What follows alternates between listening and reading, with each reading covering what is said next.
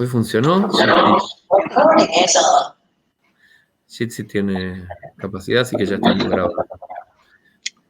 Yo la semana pasada había mostrado lo del tiempo fuera y que había que hacerle correcciones, y con Paz le hicimos algunas correcciones, así que ahora veo si puedo presentar el doc.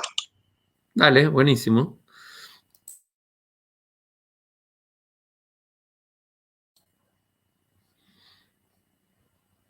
Creo que quedó, ¿no es cierto?, clara la idea de que el aprendizaje, la estrategia del timeout o del tiempo afuera en sí misma no es ni buena ni mala, sino que depende cómo se la utilice. O sea, que para detener una actividad disruptiva sí, para generar un castigo no.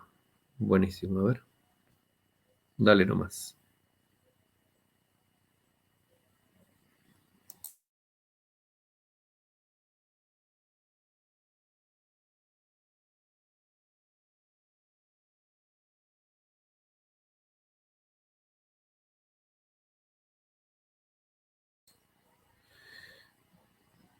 Bien, ¿querés comentarlo?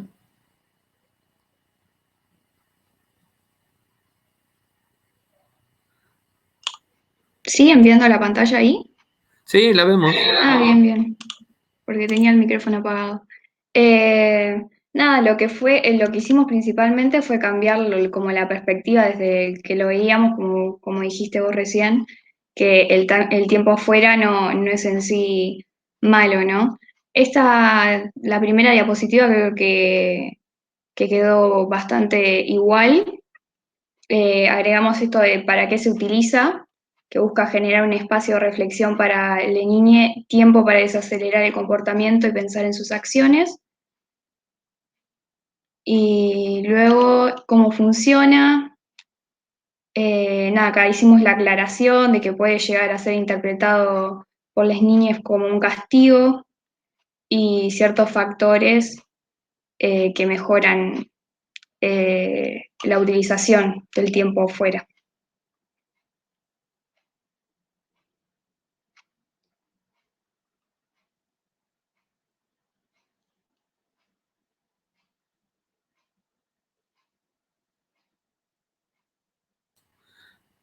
Quedó muy bien. A ver que no veo la última, donde dice importante.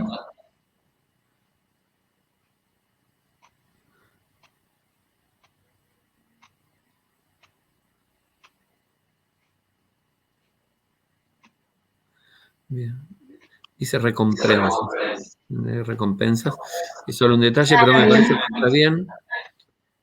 A veces Bien. por ahí podemos pensar, no sé, se me ocurre, creo que está muy bien, que a veces hay muchísima gente que tiene una resistencia natural al conductismo, o sea, creyendo que los conductistas eran unos cretinos y en realidad, digo, tienen ideas muy interesantes y tienen mecanismos que funcionan muy bien. Por eso plantearlo en términos conductuales, si bien está bien planteado, es lo que dice la literatura, por ahí podríamos agregar algo desde alguna otra perspectiva, un poco por ahí más cognitivo, de las emociones o del funcionamiento ejecutivo, un poco más actual, como diciendo, este mecanismo que si bien fue planteado originalmente por el conductismo con este objetivo, o sea, el de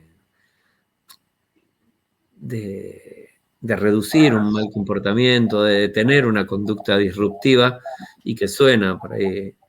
Creo que está bien, ¿no es cierto?, como aparece, pero si por ahí pudiéramos decir algo más desde la motivación o de alguna cosa, me parece que está muy bien. Bien, genial. Se podría hacer eso en otro contenido, digamos, para tener otras dos publicaciones, como extender el tema en otra publicación quizás. Sí, sí, me parece una buena idea. Por ahí también se puede usar para eso más el espacio de la página, ¿no? Como más orientado a alguien que sabe del tema, porque por ahí alguien que llega a la página de Instagram y no sabe lo que es el conductismo ni el cognitivismo, es como, no sé, me parece bueno poner, por ejemplo, poner esta publicación y decir, si te interesa el tema, en nuestra página tenemos desde múltiples perspectivas cómo se analiza, cómo se trabaja, estaría bueno por ahí. Me parece que sí, que si pudiéramos poner en la página como esa sección de recursos, o sea, esto iría como un recurso, ¿no es cierto? El tiempo afuera Sí decir que no necesariamente es un castigo, sino que puede ser utilizado de una manera diferente, ponerlo como un recurso. Creo que está bueno. Igualmente me parece que la secuencia que deberíamos sostener es una secuencia por ahí un poco más de lo que decíamos, de cosas centrales, de por qué es importante educar sin castigar, por qué el castigo es malo, que hay diferentes formas de castigo, y algunas cosas más generales que habíamos trabajado, que creo que están al principio de este archivo, ¿no? Sí, creo que sí hay. Ah, había una publicación que se repetía.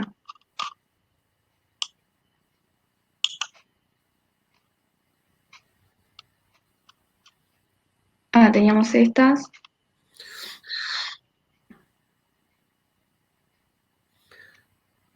Esta está buena, la rosa, como una inicial, me parece, ¿no? Sí, sí, como para introducir.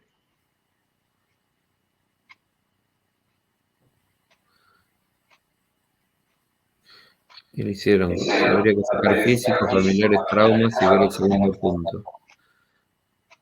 A ver, subirla un poquito, por favor, así vemos las primeras y por ahí las cerramos. A ver, ahí. ¿Qué es educar y por qué no deberíamos utilizar castigo?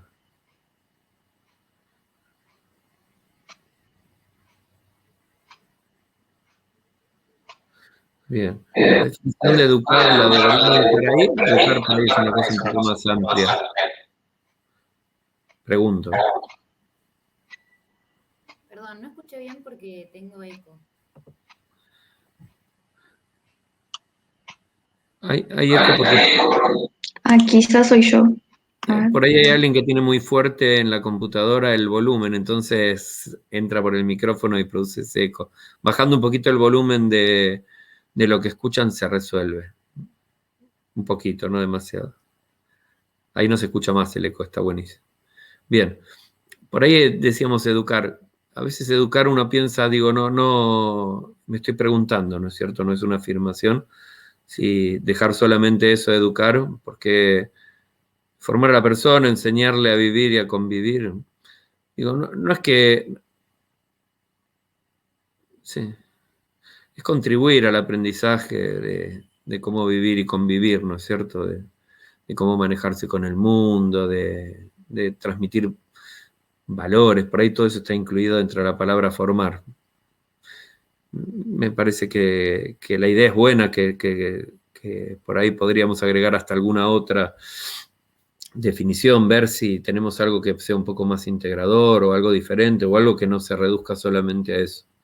Y a ver si bajamos educando, enseñamos a adquirir conocimientos, desarrollar valores, participar activamente en la comunidad, adquirir un criterio propio, responsabilizarse de las decisiones y comportamientos, vivir, reconocer, comprender y saber, expresar emociones y afectos. Bien. Yo creo que uno adquiere conocimientos y también adquiere no solo conocimientos, sino valores, habilidades. Es adquirir diferentes cosas, bueno, desarrollar valores. En realidad yo creo que los valores, no sé si se desarrollan tanto o se transmiten. Generalmente creo que los valores son juicios forman parte de un sistema de creencia donde uno determina lo que está bien, lo que está mal, lo que es bueno, lo que es malo, y generalmente se transmiten culturalmente, ¿no es cierto? Son muy idiosincráticos, varían de cultura a cultura, en algunos países o en algunas regiones o en algunos grupos étnicos ciertas cosas son muy buenas y en otras son muy malas, ¿no es cierto? Dependiendo de la región. Entonces, sí, los valores se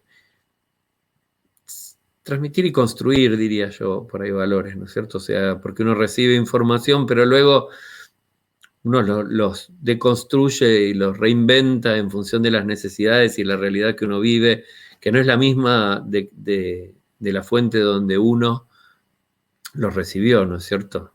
Creo que van cambiando y que uno además va eligiendo cuáles valores de los que obtuve no solamente de mi padre o de mi madre o de la escuela o de mi grupo de pares o de, no sé, el equipo de vóley o de cualquier tipo de grupo social. Creo que las cosas cuanto más más abarcativas sean, ¿no es cierto?, o como más precisas. Sí, la parte de participar activamente en la comunidad creo que está vinculado también a las habilidades sociales, ¿no es cierto?, adquirir o entrenar habilidades sociales,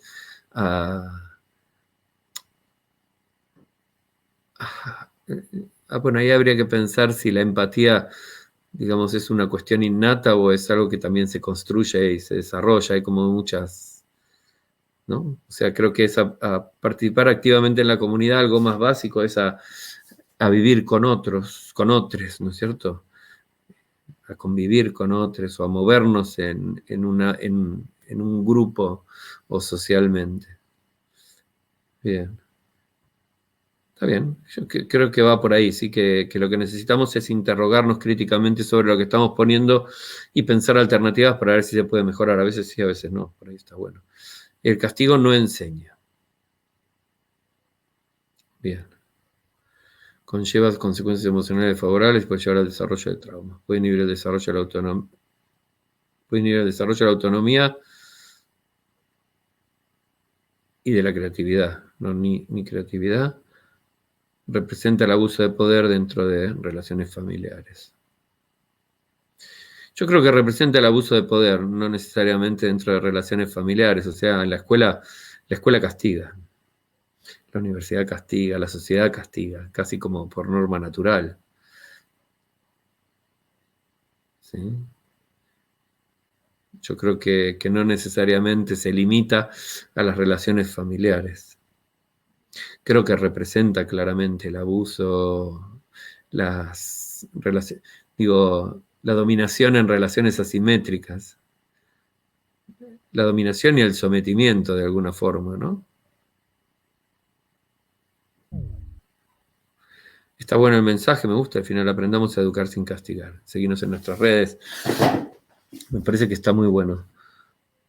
Que va bien, que por ahí tenemos que terminar de cerrar un poco el mensaje y que estaría, a ver, la Violeta. Castigo no es solo castigo físico. ¿De qué hablamos? Yo había puesto en un comentario acá al costado que quedó igual porque creo que las que lo hicieron lo sacaron del wiki. Ajá. Y yo había puesto el resumen de el texto que yo usé para hacer otras publicaciones que quedaron más abajo, así que quedaron repetidas estas publicaciones, con el mismo contenido, digamos. Se podrían fusionar igualmente. Sí, por ahí son como muy largas. Por ahí está bueno poder mantenerlas como separadas, ¿no es cierto? Es como, la podemos lanzar en una secuencia. Creo que tengan un diferente color, está bueno. Que, como que lo, Ah, a pero ver. es otra publicación que no la mostré hoy. Ah, A ver, ¿para qué lo pongo? A ver. dale.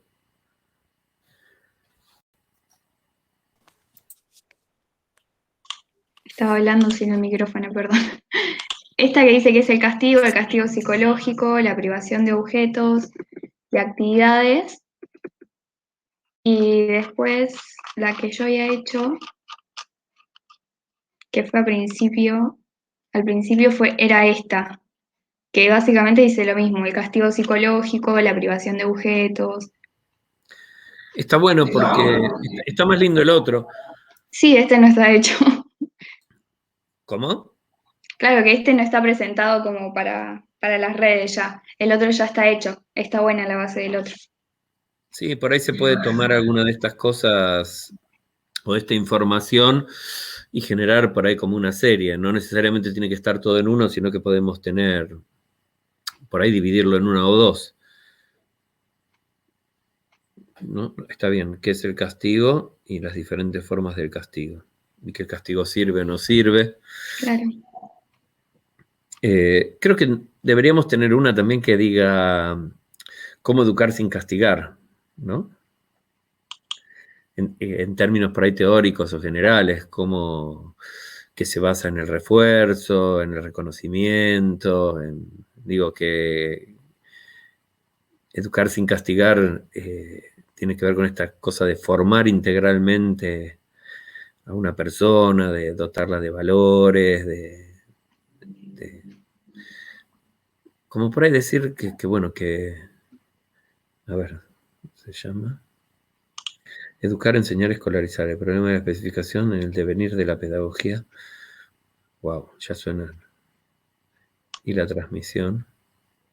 A ver, Ailén está pegándonos algunas cosas que encontró.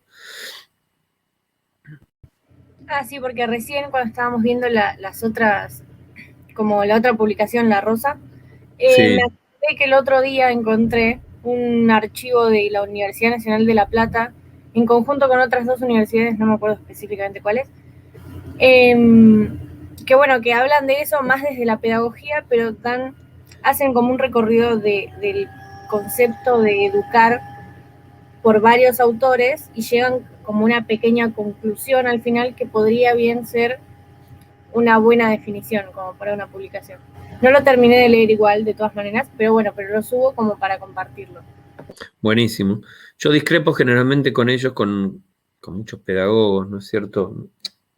A ver, si bien soy psicólogo, mi maestría y mi doctorado son en psicología educacional. Digo, en otro país del mundo soy pedagogo también, psicopedagogo, digamos. En la Argentina no. Pero bueno, escolarizar es integrar a alguien a un sistema educativo formal, o sea, que vaya a la escuela. No necesariamente escolarizar a alguien asegura la educación o la enseñanza, ¿no es cierto? Son por ahí como cosas diferentes. Me parece que escolarizar es meter a alguien adentro de un sistema educativo y listo, está escolarizado. ¿Qué quiere decir? Va a la escuela, ahora está siendo educado. Y no, creo que el problema que hay básico es esto, es que tiene un presupuesto casi conductista, como que por el solo hecho de ir a la escuela y sentarte delante de un profesor ya estás aprendiendo o estás permitiendo que te enseñen, cuando modelos o teorías nuevas nos indican que claramente hay un proceso de aceptación, o sea que si no hay aceptación, tampoco hay aprendizaje, si no hay motivación, si no hay atención, si no hay un montón de factores por parte de quien aprende, ese proceso de educación o de enseñanza no se produce o no es eficiente. O sea, que para poder educar o enseñar no necesitamos solamente escolarizar a alguien, sino que además necesitamos asegurar un montón de cuestiones que están vinculadas al proceso de aprendizaje. O sea, las características de quien enseña, las características de quien aprende, la intención, la motivación, la estructuración del material.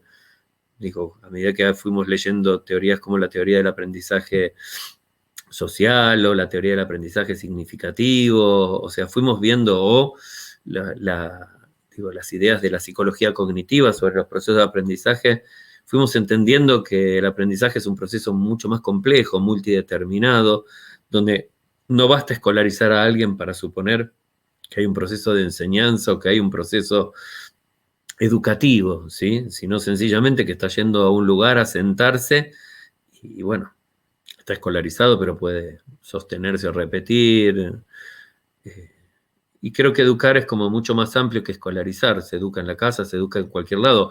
O sea, educar y escolarizar, no, digo, educar es mucho más amplio que escolarizar. Escolarizar es meter a alguien en una escuela y educar es algo, además, particularmente nosotros estamos haciendo hincapié en la educación en un contexto familiar, o sea, en la crianza.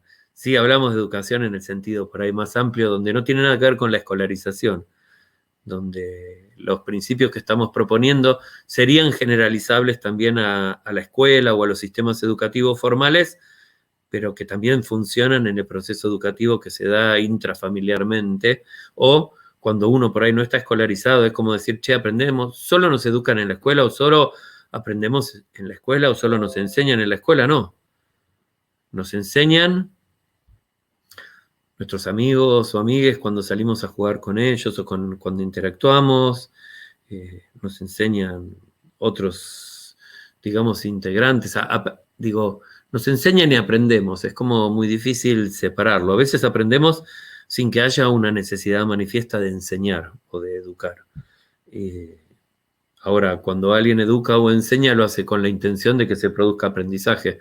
Y ya para el conductismo sabíamos que es muy difícil conseguir un proceso eficiente de aprendizaje si no hay atención o motivación o interés por parte de quien aprende. Entonces, una de las características fundamentales de un aprendizaje eficiente tiene que ver con ser capaz de despertar esa motivación o de generar esa motivación en el otro o de crear la necesidad a veces, ¿no es cierto? Yo siempre digo que cuando quiero enseñar algo, una buena idea es siempre tratar de explicar para qué le va a servir lo que estoy tratando de enseñarle. ¿Por qué? Porque si no tiene una utilidad es muy difícil que alguien gaste energía o aplicación para aprenderlo. De hecho, a ustedes les debe pasar muchas veces en la facultad, donde uno quiere ser psicólogo o psicóloga y uno va a formarse para esta actividad y muchas veces uno se pregunta, ¿para qué estoy aprendiendo esto? O sea, ¿esto de qué me va a servir? Y en ese caso lo aprendo solamente porque si no lo aprendo tengo un castigo o no voy a alcanzar lo que quiero, que es recibirme.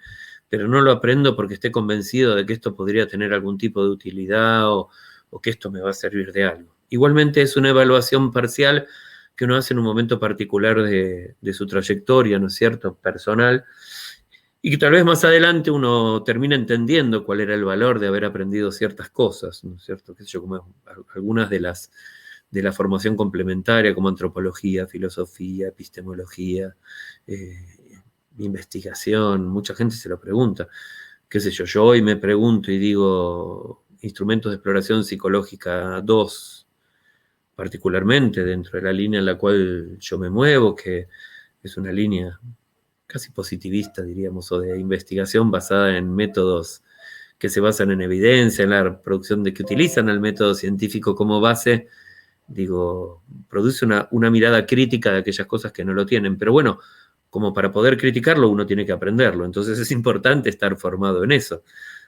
Es como decir, no sé, yo tengo una orientación cognitivo-conductual y desde el punto de la investigación, modelos teóricos sobre el funcionamiento del comportamiento de las personas que tienen que ver sobre el funcionamiento de procesos cognitivos o emocionales que difieren totalmente de modelos psicodinámicos, por ejemplo. Ahora, para poder discutir o para poder tomar posición, tengo que conocer los modelos psicodinámicos. Si yo no conozco, no puedo decidir. Entonces, muchas veces ciertas cosas están incluidas. Y por otro lado, las instituciones educativas tienen una inercia o una dificultad para generar cambios mucho más fuertes que la velocidad con la cual la sociedad y la comunidad científica genera nuevos conocimientos. Entonces, modificar un plan de estudio, por ejemplo, implica no solamente, primero es ponernos de acuerdo entre todos los que conformamos una comunidad educativa, docentes, estudiantes, graduados, personal no docente, de cuáles son las cosas que debería saber o debería tener un profesional actualmente, o cuáles son las teorías. En disciplinas como la nuestra, como la psicología, que es una disciplina que es una ciencia básica y una ciencia aplicada, o sea, que es una ciencia que genera conocimientos que permiten explicar y predecir el comportamiento de las personas y luego los utiliza para generar dispositivos o instrumentos que permiten modificar y cambiar o resolver problemas donde está incluido el comportamiento humano. Avanzan a una velocidad vertiginosa, digo, que es difícil de hasta acompañar dentro de la investigación. Imagínense lo que es mantener contenidos de planes de estudio actualizados, donde un plan de psicología cognitiva, digo, yo estoy en la asignatura de psicología cognitiva desde que fue creada en la facultad. Y cuando empezó era solo Chomsky y Piaget, que era en los años 80. Digo, todavía no se hablaba de Fodor, se hablaba digo, todavía la teoría era como que se podía aprender como Piaget decía, digo, había como un montón de teorías que hoy sabemos que no cuentan con evidencias que las sustentan, entonces es como muy difícil. Bien. Paz dice, me hace pensar que podríamos hacer un post sobre modelado, sobre el lugar del ejemplo. Sí, creo que es fundamental, que el ejemplo es crítico, digo, si yo me siento en la mesa y me pongo a hablar mal del resto de las personas con comentarios descalificativos o discriminatorios, ¿sí?, sobre los viejos, sobre los negros, sobre los judíos, sobre cualquier grupo minoritario, sobre la comunidad LGBT, que implican cosas descalificativas, uno las va naturalizando, es como que uno va aprendiendo, es como que se va generando una especie de aprendizaje casi implícito. A lo mejor uno no tiene la intención de discriminar a nadie, pero como uno ya lo escuchó tantas veces, uno hasta lo repite a veces de forma inconsciente. Entonces el ejemplo es crítico para poder educar. Educamos con el ejemplo. ¿Sí? Bien, me gusta la propuesta, me gusta que creo que sí que deberíamos tener.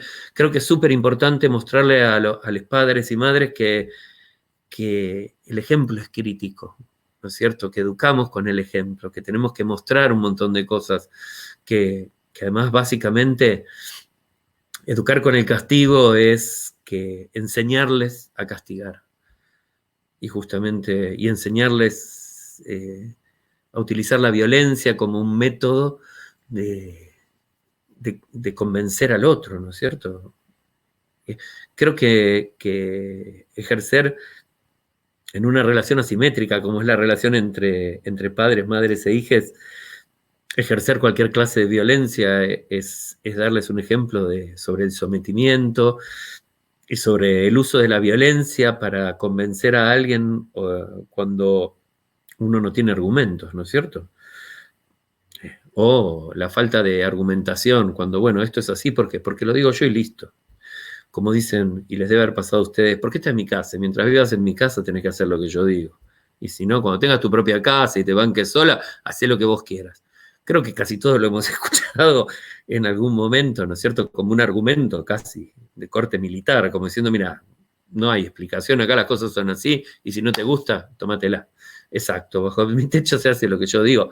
Bueno, son como esas cosas que a uno además lo enervan, digo, generan comportamientos reactivos, ¿no es cierto? Se llama, no es parabólico, no, es ni siquiera antagónicos, ahora no me sale la palabra, ya me va a salir, que genera un efecto contrario al que yo quiero producir, ¿no es cierto? Entonces, si yo los trato a alguien de manera autoritaria, lo más probable es que provoque una reacción de rebeldía, de enfrentamiento, de decir, mirá, aunque me jodan, no lo voy a hacer. Es como si yo les digo, estudien. A ustedes les cae para la miércoles. Yo no voy a estudiar ni en pedo, aunque repita, no importa, no voy a estudiar nada más que para no darte el gusto. Ahora, si yo digo, mira, a mí me parece que podrías estudiar, que eso te llevaría, creo que por lo menos conlleva un proceso reflexivo donde uno puede tomar una decisión y uno puede escuchar al otro. Creo que también es enseñar a escuchar al otro, enseñar a ponerte en lugar del otro. Discúlpenme, mi lenguaje inclusivo es difícil, trato de incorporarlo, me cuesta un montón, pero bueno, estoy haciendo el esfuerzo. Esas son cosas, sí, que uno debería incluir. Creo que educamos con el ejemplo, es un tema poderoso. Sí, estamos todos. Uno no sabe si poner la arroba, poner la X, poner la E, poner la A y la O, y es un debate. Justo estoy haciendo el curso de la ley Micaela, así que estoy con todo esto y con todas estas cuestiones. Bien. Sí, me parece una muy buena idea ponerlo del aprendizaje vicario, ¿no es cierto? El aprendizaje por observación, el aprendizaje por ejemplos. Bien, podemos categorizar las publicaciones como técnicas alternativas por un lado y por otra evidencia e info sobre castigo, ¿sí? Sí, y técnicas alternativas nos referimos a educar sin castigar, ¿no es cierto? Básicamente. Por otra es alertar y decir, che, esto es castigo. O sea, es una forma sutil, ¿no es cierto?, de microviolencias, no sé si vieron el tema, a ver, por ahí les puedo compartir a ustedes después este material que saqué de la ley, del curso de ley Micaela, donde hay un montón de videos interesantes o de personas que hacen referencia directa, por ejemplo, a este tema del iceberg, donde hay ciertas violencias que son percibidas claramente, pero hay un montón de microviolencias, no, bueno, no, porque te quiero, entonces yo te lo hago, entonces te estoy tratando medio como de imposibilitado, deficiente, donde se transforman en violencias que uno hace sin intención de violentar. Entonces, la idea de concientizar y de mostrarle a las personas es lo que lleva a decir, uy, mira, es verdad, no me daba cuenta, y yo lo hacía, ¿sí? O pensaba ciertas cosas. Ahora, visibilizarlo de alguna manera también es aprender, entonces estas cosas están buenas. Bien, creo que sí, que tenemos como dos grandes sectores, ¿no es cierto? O sea, es castigo y educar con castigo, lo malo y lo que implica, y educar sin castigo, lo bueno y cómo se podría hacer.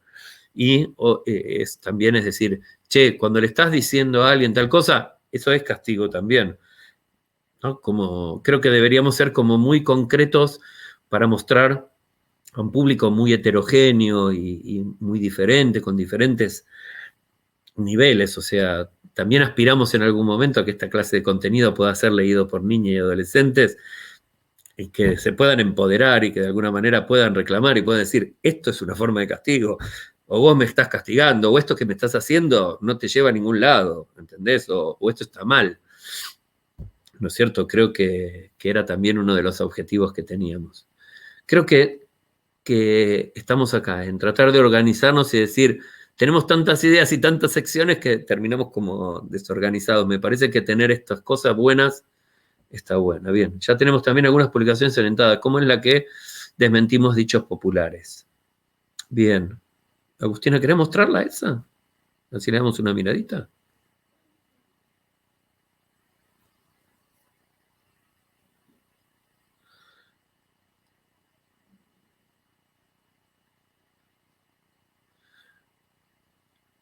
Estás hablando, Agus Carricato, pero no te escuchamos, te estás muteada, me parece.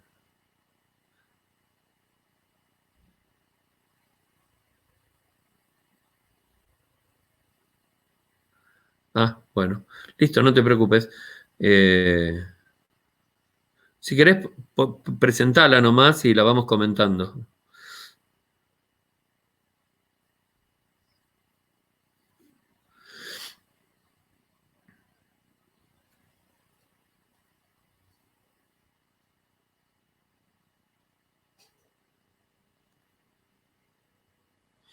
Vale. Tranquila.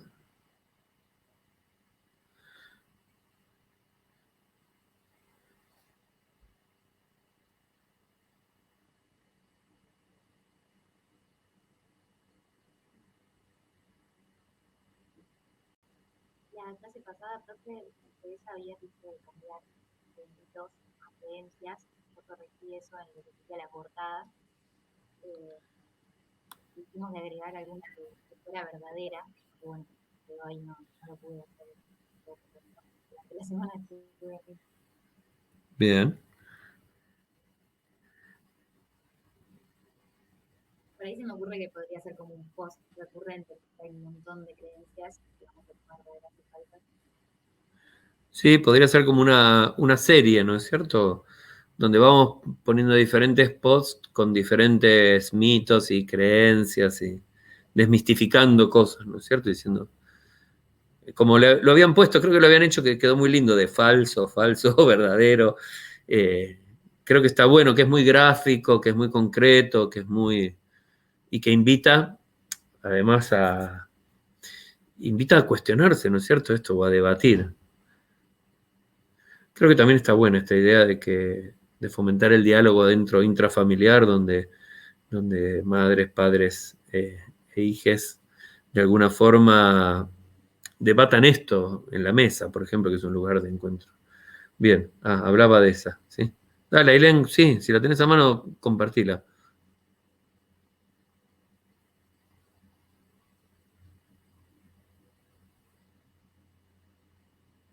Buenísimo. Ahí está. Cada familia es un mundo, no hay que meterse. Esta habíamos hablado la otra vez, está bueno. Sí, yo creo que la violencia hacia la infancia, en parte, no sé si no es un delito, creo. Bien. Todos tenemos la responsabilidad de actuar si estamos en conocimiento de una situación de violencia hacia un niño o niña. Ahí tenemos que poner niña, ¿no es cierto? Que habíamos quedado en que íbamos a usar el más inclusivo de todos los términos. Ya sea denunciando o no.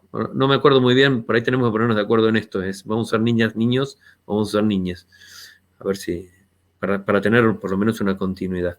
Bien, hacia una niña, ya sea denunciando o acercándonos a una institución, o a veces no siempre, yo creo que hay una opción intermedia y previa a la denuncia o el acercamiento a una institución, que es como a veces es conversándolo. O sea, cuando yo veo, por ejemplo, una amiga que castiga de alguna manera a su hijo y que el castigo es, no vas a usar la Play o alguna cosa, no es que la denuncie o mande a una institución, sino que lo primero que puedo hacer es contarle y explicarle por qué no está bueno y de qué otra manera podría lograrlo. O sea, no necesariamente la violencia es aquella situación tan extrema que es necesaria la protección de un menor, ¿sí? Sino que a veces la forma de castigo es tan sutil y en el fondo la mayoría de las personas, creo yo, no tiene intención de castigar o de lastimar, sino que lo que tiene es una impotencia terrible porque no consigue que sus hijos hagan lo que ella quiere o lo que ella considera, o lo que ella o él considera que es correcto, ¿no es cierto? Entonces muchas veces sí creo que uno debería intervenir. La intervención tiene que ver tanto con educar, porque hay una educación también para madres y padres y tutores sobre qué es lo que estamos pretendiendo nosotros. O sea, estamos pretendiendo educar sobre cómo educar.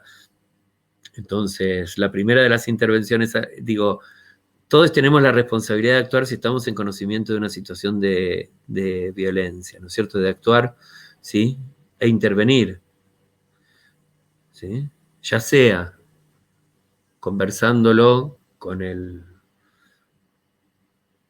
violento o el violentador, no sé si llamarlo de esta manera, o sea, con quien ejerce alguna forma de castigo, o denunciando, o acercándonos a una institución, digo, ahí tendríamos que ponernos de acuerdo en las formas de apoyo que habría. Yo creo que el mensaje es, la violencia hacia la infancia es un problema de todes, ¿sí? Todos tenemos la responsabilidad de actuar e intervenir si estamos en conocimiento de una situación de violencia. Y por ahí lo dejaría ahí, sin especificar por ahí cuáles son las diferentes o la cantidad de formas. Por ahí sí diría, bueno, intervenir a veces es sencillamente dar un consejo o explicar sobre los efectos del castigo, o hasta denunciar. Bien. Yo opino, ¿no es cierto? Después aspiro a que todos tomemos nota y vayamos cambiándolo. Mis padres me pegaron y yo crecí bien. Esta es buenísima. Falso, sí. Esto ya lo habíamos sacado de otro lado, buenísimo. Mis padres me pegaron y yo crecí bien, ¿sí? Lo que él no sabe, o quien dice esto no sabe, es que si no te hubieran pegado hubieras crecido mejor. O sea, que crecer bien no implica que es la mejor de las posibilidades, ¿no es cierto? Entonces, es falso, y a su vez también es falso, y tal vez deberíamos buscar algún tipo de evidencia o de estudio que demuestre cómo el aprendizaje es mucho más eficiente con el refuerzo. Creo que desde Thorndike, cuando plantea la ley del efecto truncado, que elimina cualquier forma de castigo, está diciendo, si no castigamos, se aprende mucho mejor.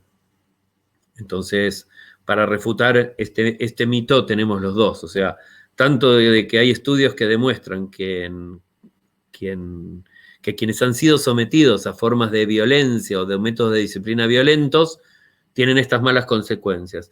Y también hay estudios que muestran que quienes enseñan o educan sin utilizar ninguna forma de castigo les va mucho mejor o hay mucha más ganancia, ¿no es cierto? Creo que estaría bueno. A los golpes se aprende, es falso. Acá también es cuestionable, ¿a los golpes se aprende? Sí. O no. Nosotros decíamos, no se aprende, sí se aprende a evitar, se aprende a escaparse.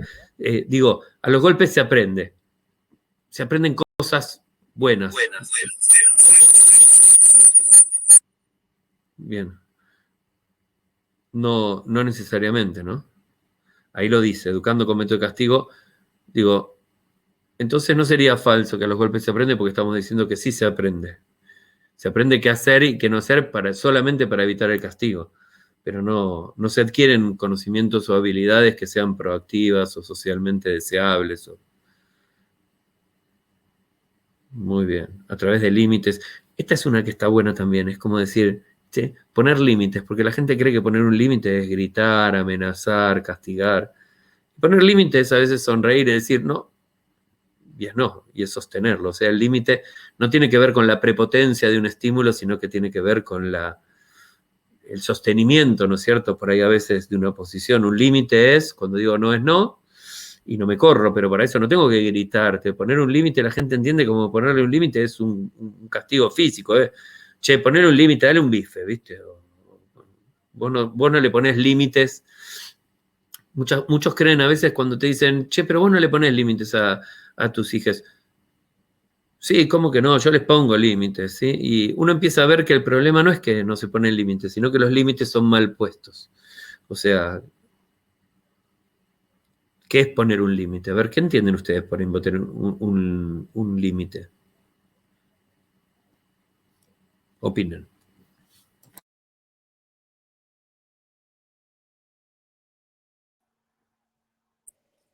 Yo pienso que poner un límite es como en cierto punto explicar o comentar, no sé cómo usar poner límite sin decir la palabra límite, tipo no sé cómo usar la misma palabra para explicar la palabra, pero como demarcar una línea imaginaria en donde decir, bueno, de acá para allá no está tan bueno lo que estás haciendo, o no te va a hacer bien a vos mismo o misma, o no le va a hacer bien a un otro, o algo así, no sé. No sé, la verdad estoy diciendo como lo primero que se me ocurrió. Sí, yo lo pienso así parecido, como dejar en claro las consecuencias, como bien explícitas. Si haces esto, va a pasar esto, si no haces esto, va a pasar esto otro. Esto que ustedes están diciendo, ahí Agustina Carricato dice, poner un límite es una especie de división entre lo correcto o incorrecto, para mí. Sí, yo creo que a veces, si lo pensamos, por ejemplo, desde un modelo skinneriano, un límite es un estímulo discriminativo. O sea, es ese punto o esa línea que indica que puede sobrevenir un castigo o un reforzador, ¿no es cierto? Un límite a veces es como una señal, ¿no? Entonces, pensemos en un ejemplo concreto. Pensemos en una situación que requeriría de un límite.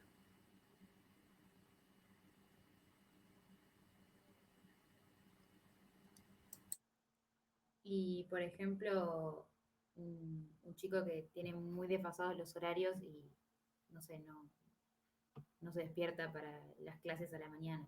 Hay que poner un límite a la hora a la que se queda despierto a la noche. Muy bien, en ese caso entonces nuestro objetivo sería generar un hábito, ¿no es cierto?, de que esa persona se acueste más temprano.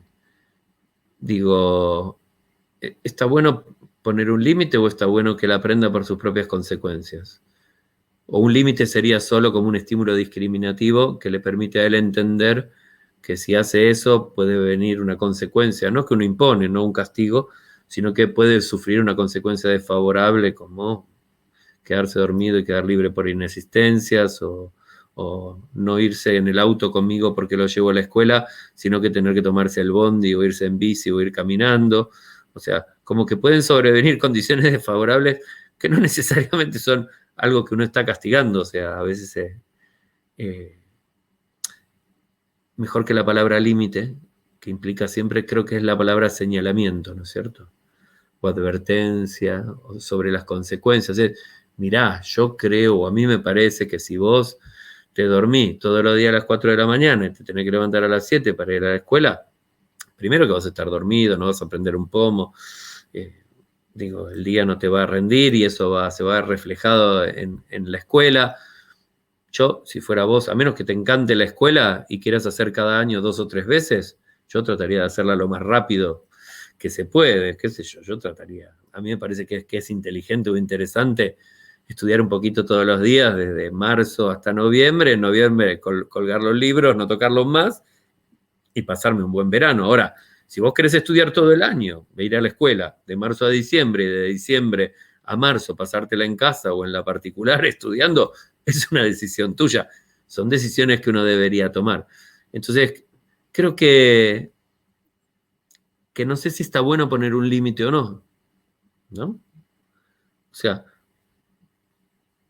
supongamos una situación por ahí, un poco más fuerte. O sea, imaginemos que hay un hijo que nos desafía, que tiene 7 años y me dice, vos sos un hijo de puta y yo no te voy a hacer caso y vas a ver, mirá, ahora te empieza a patear las cosas. Y uno dice, bueno, es una situación violenta. ¿Ponemos un límite? ¿O hacemos una advertencia? ¿O qué tipo de actitud tomamos? Dejamos que siga rompiendo las cosas, dejamos que se siga descargando, o tenemos que indicar que hay cierto tipo de comportamientos que no son tolerables, o que están mal, o que dañan los derechos de otros. Digo, hay como muchas maneras, pero cuando uno se enfrenta a una situación así, uno tiene que darle al padre o a la madre una herramienta para decir, bueno, che, flaco, sí, está todo muy lindo lo que vos me decís, no hay que castigarnos, nada, pero cuando el nene o la nena se agarra así, me hace un berrinche y me empieza a patear las cosas y tira los platos y me rompió un vidrio y me insulta, me pega. ¿Cómo lo freno? ¿Qué hago? ¿Qué harían ustedes en una situación así límite? Es límite porque está marcando, ¿no?, una situación de mucha tensión. El tiempo fuera no servía para eso, sí. Las situaciones así de mal comportamiento servían, tenían mucha utilidad. Funciona mucho. También otra es quitarle la atención. Todo ese espectáculo que él está haciendo requiere de espectadores. Si nadie lo mira, no tiene sentido. También yo me puedo sentar, mirar cómo rompe y decir, che, todo esto que estás rompiendo te va a costar un montón de guita, porque lo vas a tener que reponer. Digo, no sé si vos sabés que yo administro tu dinero, el que te dieron, ¿entendés?, para los cumpleaños, el que estás juntando para comprarte la Play, el de la alcancía. Te lo vas a gastar cambiando un vidrio o pagando.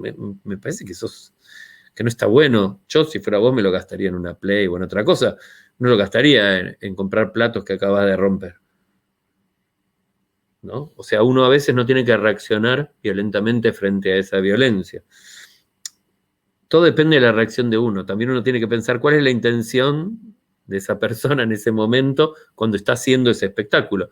Si es un espectáculo para amenazar, si es un espectáculo para amedrentar, para conseguir lo que uno quiere, o es una puja de poder, o es una escalada de violencia.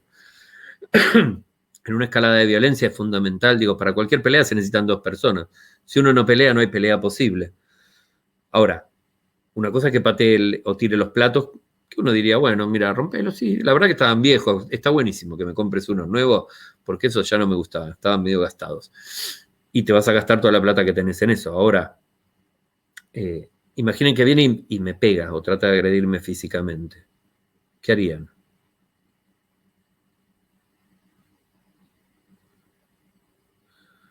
Lo que dice Agus Carricato es claro, sí, controlar las emociones es fundamental.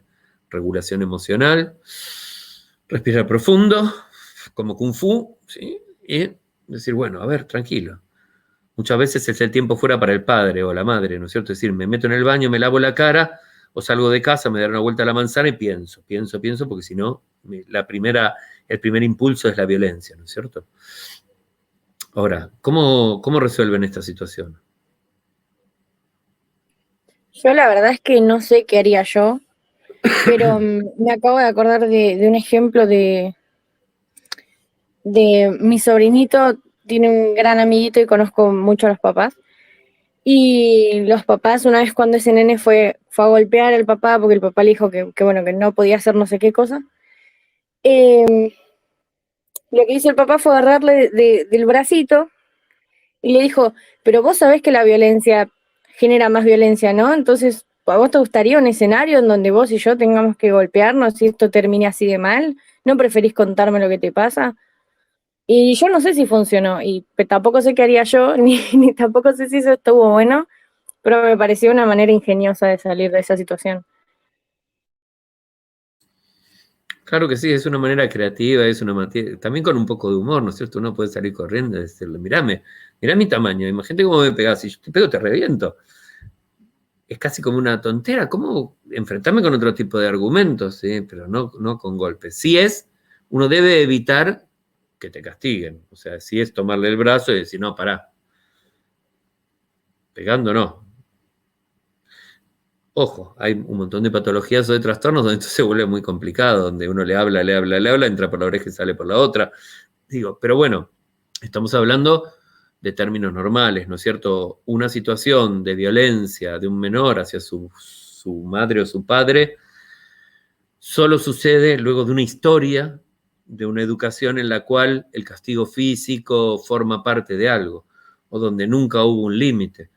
O sea, o donde ese menor aprendió a determinada edad o a muy temprana edad que el castigo físico producía efectos favorables.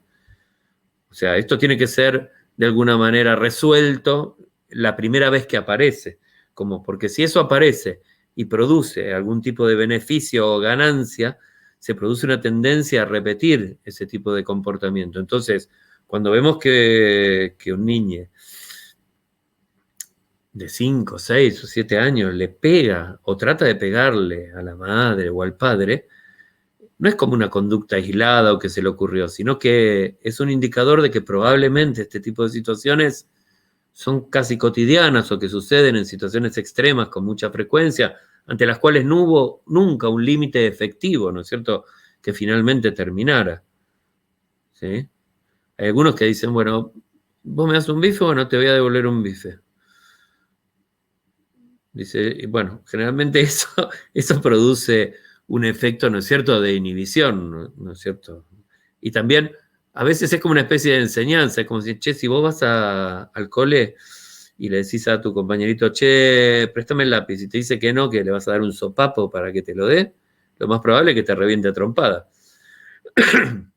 Yo creo que el diálogo es un argumento fundamental, ¿no es cierto?, para esto. Son situaciones muy complicadas, son situaciones en las cuales por ahí tenemos que buscar un poco más, porque sí hay mucha literatura que indica cómo actuar en esto, ¿no es cierto? Eso es lo del berrinche. Si el berrinche funciona, lo va a seguir haciendo, es obvio. Por eso un berrinche se desmantela mucho más fácil, es quitándole atención. Revolcate por el piso, parecen los chicos poseídos por el demonio, y gritan, lloran, patalean y se retorcen en el piso. Y uno se sienta cerca, por ejemplo, en un lugar público y dice, che, ¿quién será este chico? Qué maleducado, ¿no? O uno no le da bola y se va a pasear por otro lado y lo deja que se revuelque. Y entonces, como no le sirvió para nada, piensen en toda la energía que uno gasta en hacer un berrinche. ¿Sí?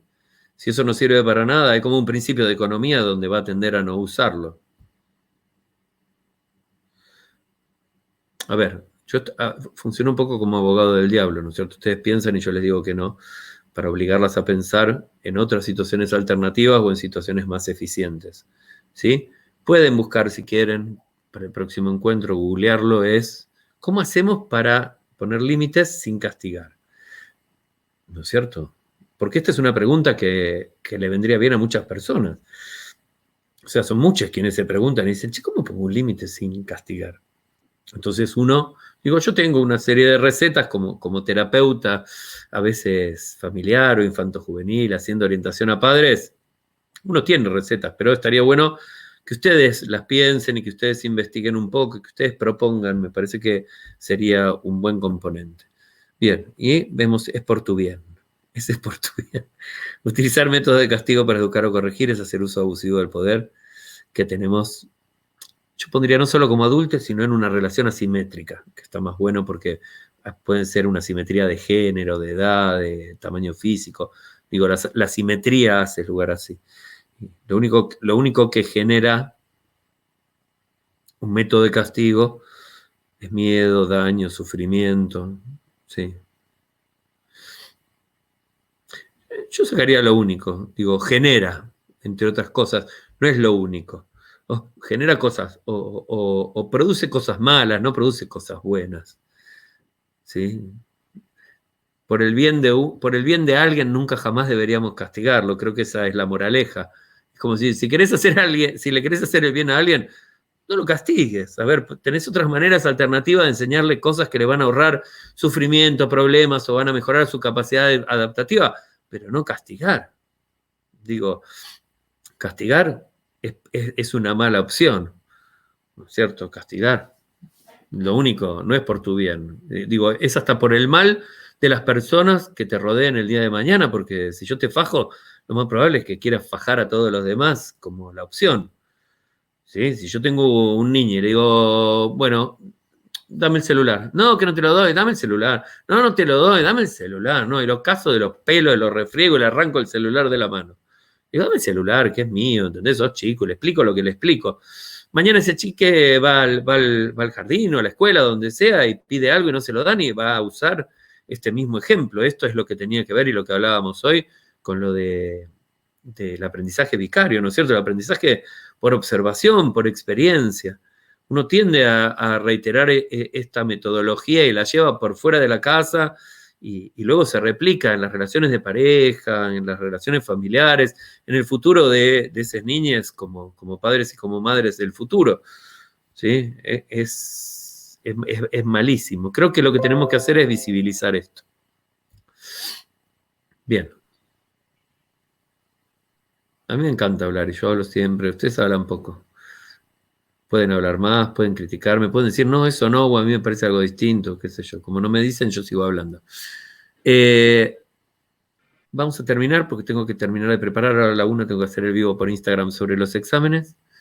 Nos queda, la semana que viene nos volvemos a conectar en nuestro horario habitual de los jueves y vemos ya, ¿sí? Sobre estas cosas que hablamos hoy, generamos 1 o 2 más y ya cerramos alguno y decimos, che, este está listo, vamos a sacarlo de esta manera, por lo menos para sentir que tenemos algo que mostrar ya, ¿no es cierto? Que además de los documentos que van a estar en la página, por ahí los que hicieron estos cuadritos, sáquenle las manitos y pónganle el logo que tenemos tan bonito de Educar sin Castigar.